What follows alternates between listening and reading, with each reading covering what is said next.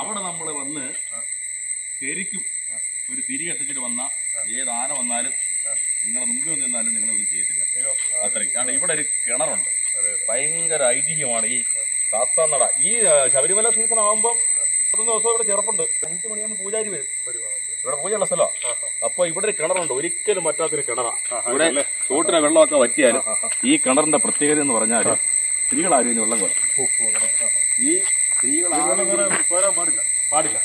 സ്ത്രീകൾ വെള്ളം കോരിയ ആന ഒന്ന് വിരട്ടി ഓടിക്കുന്ന പറയുന്നത് അത് ഉള്ളതായിരിക്കാം. ചിലപ്പോൾ ചില സത്യങ്ങളൊക്കെ ഉണ്ടല്ലോ, ചില ക്ഷേത്രങ്ങളും കാവുകളും ഒക്കെ ആയിട്ട് ബന്ധപ്പെട്ട് അതുമായി ബന്ധപ്പെട്ട ഐതിഹ്യം ആയിരിക്കാം. നിറയെ വെള്ളമാണ്. ഇതേപോലെ തന്നെ മഴക്കാലത്ത് വെള്ളം കാണും. ഈ കാട്ടുജീവിന് ഇതായിട്ട് ചില സ്ഥലമാണ്. അങ്ങനെ ചെറിയ വെള്ളമാണ്, നല്ല സുന്ദരം വെള്ളം. ഭയങ്കര വെള്ളം, കുടിക്കാനും വെള്ളം അയ്യോ.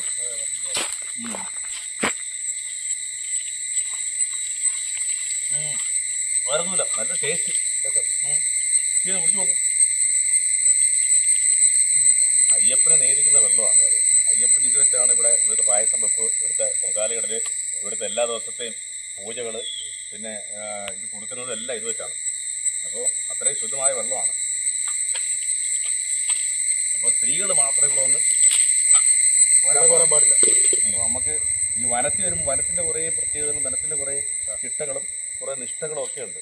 വനം അറിഞ്ഞ് നമ്മൾ യാത്ര ചെയ്യണമെന്ന്. അപ്പോൾ ഈ വനത്തിൽ ഇതിലേക്ക് വരുമ്പോൾ ആന വന്നാലും ചില ആൾക്കാരൊക്കെ വരുമ്പോൾ കൂവും ബഹളവും ഒക്കെ ഉണ്ട്. പക്ഷേ നമ്മുടെ ഈ വനത്തിനെ അറിയുന്നവർ, വനവുമായിട്ട് ബന്ധപ്പെട്ട് വനത്തിനെ ഇഷ്ടപ്പെടുന്നവർ, വനത്തെ സ്നേഹിക്കുന്നവർ, പരിസ്ഥിതിയെ സ്നേഹിക്കുന്നവരൊക്കെ വന്നാൽ അവർ സൈലൻ്റായിട്ട് നിൽക്കും.